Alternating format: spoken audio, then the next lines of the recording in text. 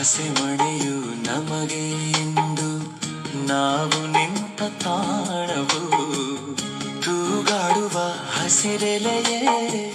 ಶುಭ ಕೋರುವ ತೋರಣವು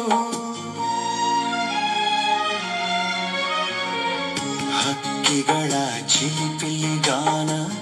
ಮಂಗಳಕರನಾದವು ಈ ನದಿಯ ಕಲರವವೇ ಮಂತ್ರಗಳ ಘೋಷವು ಸಪ್ತಪದಿಯ ಈ ನಡೆಯಾಯಿತು ಸಂಜರಂಗು ಆರತಿಯಾಯಿತು ಇಂದೀಗ ಎರಡು ಜೀವ ಬೆರೆತು